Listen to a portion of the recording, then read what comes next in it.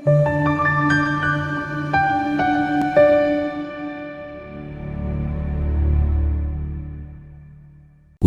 ukukhuluma nawe kuyi-channel igama kupastor WeNingi. Ngibuya nje ngokukhulu kwezehlisana kuyithoba sibheka la iphupho lika Thuli baby namhlanjena.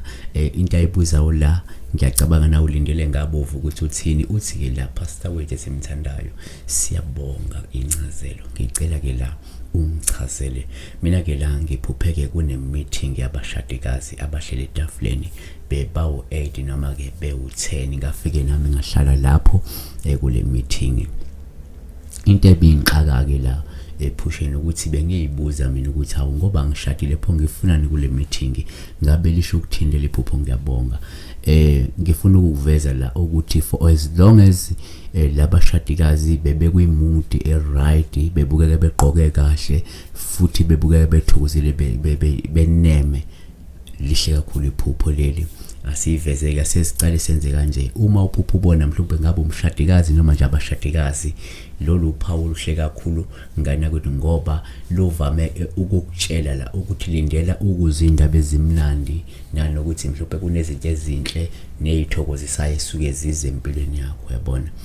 Singaphinde sikubalule futhi ukuthi uma uphupha ubona nje umshadikazi noma ubona abashadikazi, futhi uphawu lolu olungaphinde lukuchazele ukuthi kukhona injabulo, kukhona ukuzwana noma ubumbano nothando ngahle ulithole komunye umuntu maduzane. Kungenzeka kuqhamuke nje i-secret admirer ifike ithi no, mina ngifuna ukuthi senze into ethile enhle, yabona.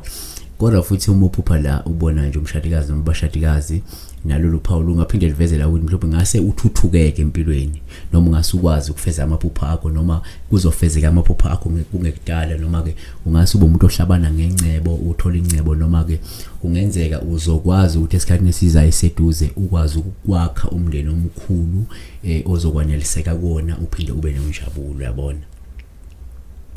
Sivala ngako ukuthi kuyenzeka kodwa kwesinye isikhathi futhi uma uphupha la ubona nje umshadikazi noma abashadikazi, kuba uphawu suke selikhuluma ngawe isiqu nje isifiso sakho sukunaso sokuzibophezela njengamanje, noma kungavela la ukuthi mhlawumbe usuke umuntu osekulungele ukuthi usengazibophezela nomunye umuntu, noma usukulungela ukwabelana nomunye umuntu ngesikhathi sakho nanothando nalo. Mhlawumbe usukulindele futhi ukulungela ukuthi noma sekungaqhamuka umuntu njengamanje akunikeze uthando na umnikeze uthando, yabona.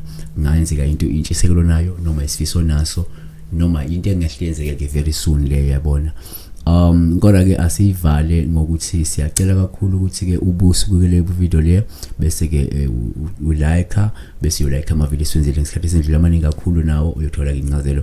Ngakhohlwa ukuthi ke bese ke lapha ke upressa a notification button noma ke notification bell lawo kabafundile ulika George.